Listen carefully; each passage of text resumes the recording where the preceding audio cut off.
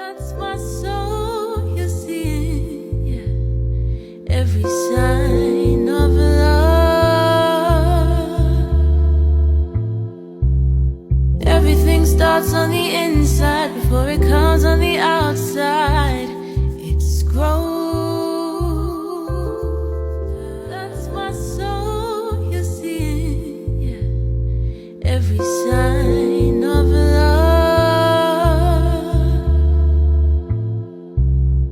Everything starts on the inside before it comes on the outside. It's growth.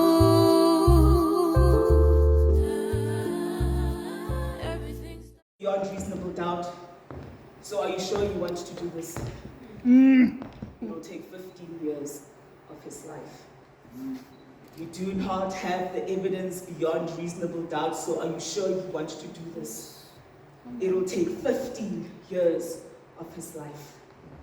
Open my closet, and you will find tears alongside my bra straps.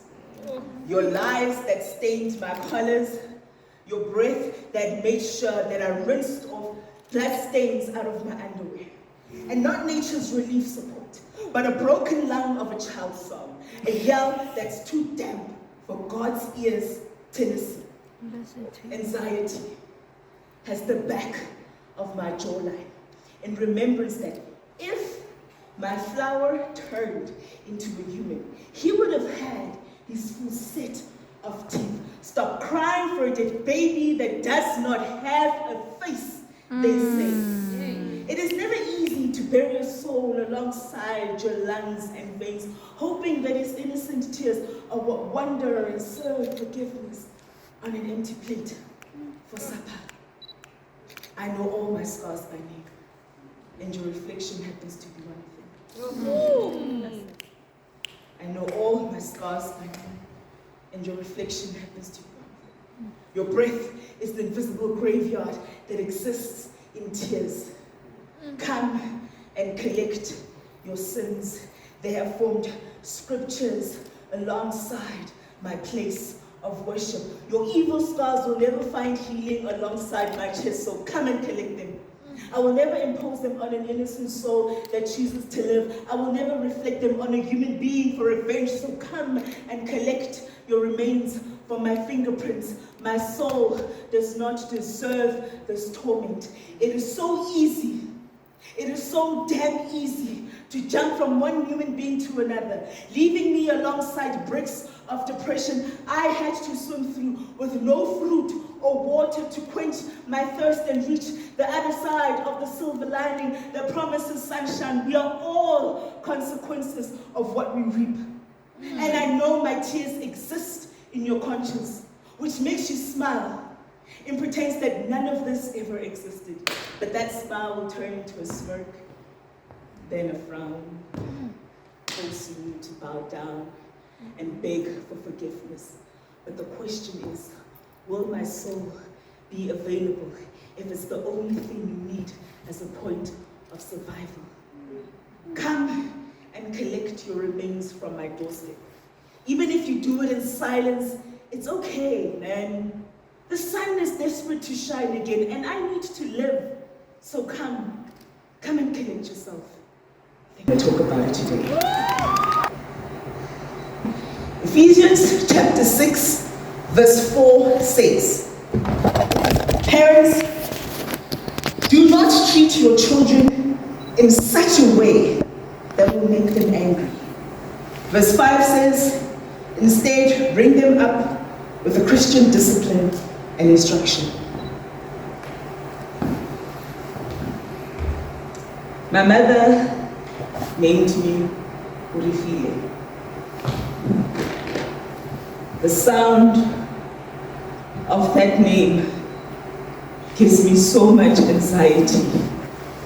I want to rewrite its frequency. It's a name that awakens all the scars, sketching and coloring the black sheep that lives in everybody's mind.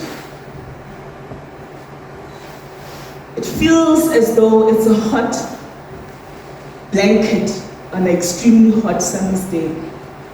Every time I hear that name, it's like it's a deep sorrow of the scapegoat.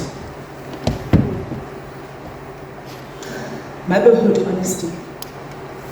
So I heard about the 4 girls that don't understand why people cry at their mother's funeral, and I understand why. These are the stories that society rewrites and call blasphemous. Because there has to be a definite reason for such rejection. But what about our scars that hang alongside our mouths and excreted for all to see? So I understand the dryness in their eyes because it rebirthed my reflection. The thorn sticks on our tongues as we watch our mothers fade behind the true colors of the righteous.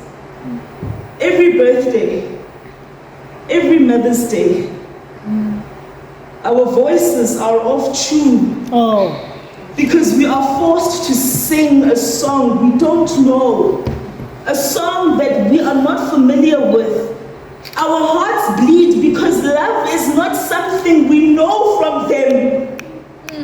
Their resentment receives a direct interpretation, but our distance reads as vile. This is the story that God knows, but chooses to turn a blind eye. But He is the one who promised that unconditional love comes in this form. But how come we deserve the most bitter end of the stick when we never asked for it?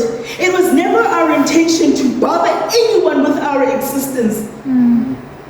These are the most painful stains in our hearts.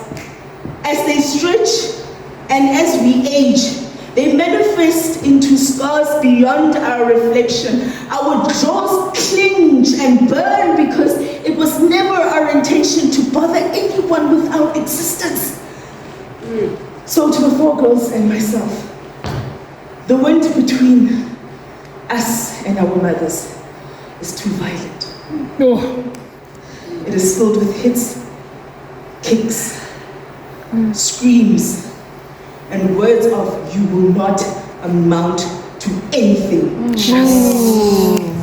And other tunes we were forced to dance to for all to see. Some scars never stop bleeding as they bleed through our eyes down into our uterus.